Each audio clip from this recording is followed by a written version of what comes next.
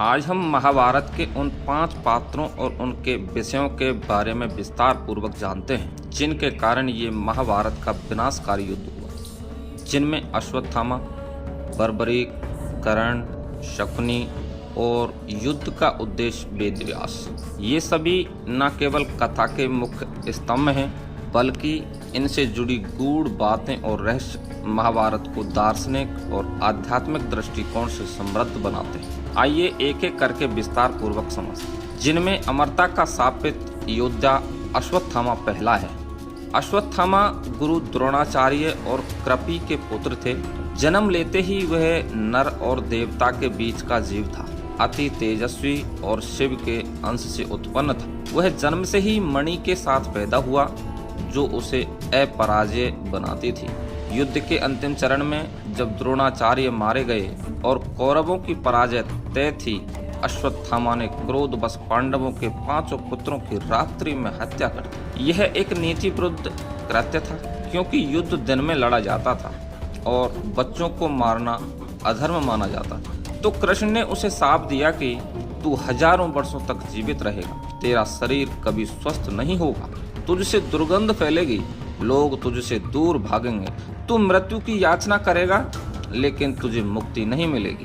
भारत में कई स्थानों जैसे मध्य प्रदेश और नर्मदा नदी तथा चित्रकूट के किनारे बसे गांवों में कथाएं हैं कि अश्वत्थामा को आज भी देखा गया है। कुछ संतों और तपस्वियों ने भी उसके दर्शन की बात कही है। यह उसे अमर और शापित योद्धा का रहस्यपूर्ण प्रतीक बनाता है। अगला वह योद्धा जो सबको हरा सकता था वो था बर्बरीक। बर्बरीक गहलोत वंश के एक राजा और भीम के पोते थे। उनकी माता का नाम मोरवी था। उन्हें भगवान शिव और देवी पार्वती से 3 अमोघ वाणों का वरदान प्राप्त था। युद्ध से पहले बर्बरीक ने कहा कि वह उस पक्ष की ओर से लड़ेगा जो कमजोर होगा। तभी कृष्ण ने बर्बरीक से पूछा कि यदि तुम युद्ध भूमि में होते तो क्या करते?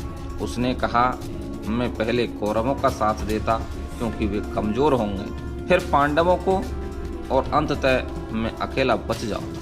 कृष्ण समझ गए कि यदि यह युद्ध में शामिल हुआ तो युद्ध का धर्म संतुलन ही नष्ट हो जाएगा। अतः श्री कृष्ण ने बर्बरीक से उसका सिर मांग लिया और बर्बरीक ने खुशी खुशी अपना सिर अर्पण कर दिया, जो आज बर्बरीक को खाटू श्याम के नाम से पूजा जाता है।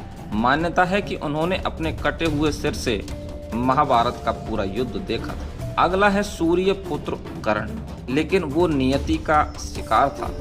दोस्तों, सूर्य पुत्र कर्ण के बारे में हम आपको पहले भी एक वीडियो में बता चुके हैं। कर्ण का जन्म कुंती से हुआ था। जब वह कुंवारी थी उसे सूर्य देव से वर मिला था। लोक लाज के कारण कुंती ने उसे नदी में बहा दिया।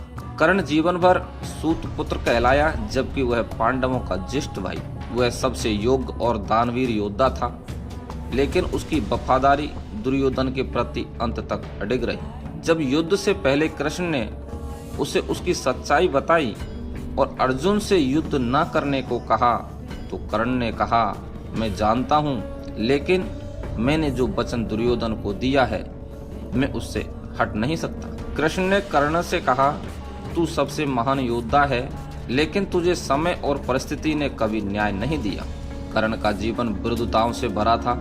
सूर्य पुत्र होकर भी अपमानित, दानवीर होकर भी खलनायक, सच्चा होकर भी अकेला। अगले हैं बदले के प्रतीक छाया शकुनी।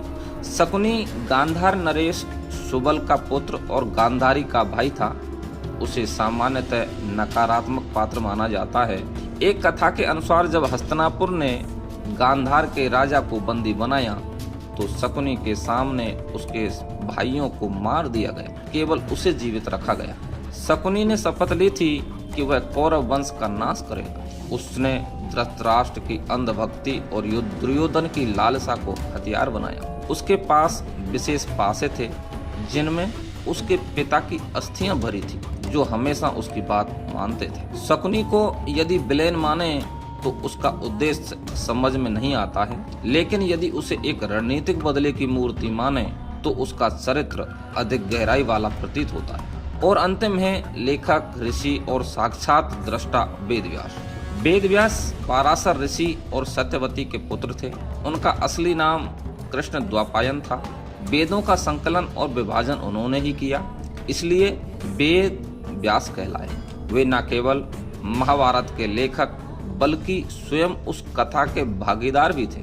उन्होंने धृतराष्ट्र, पांडु और विदुर की उत्पत्ति में योगदान दिया।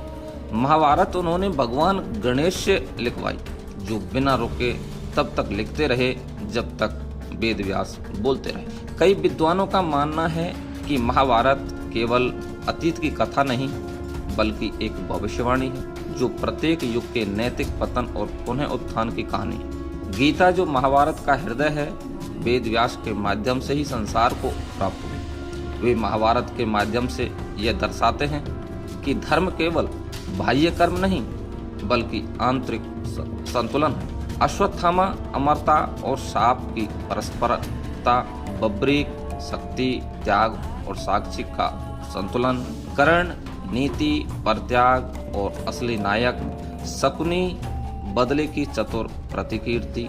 वेद व्यास बाह्य दृष्टा, लेखक और युगों के भविष्यवक्ता। मित्रों, यह है महाभारत की वो संपूर्ण जानकारी जिसे अधिकांश लोग नहीं जानते, और जानते भी हैं तो उनके गूढ़ रहस्य को नहीं। ऐसी ही अगली रोचक जानकारी के लिए आप हमारे चैनल को सब्सक्राइब करें।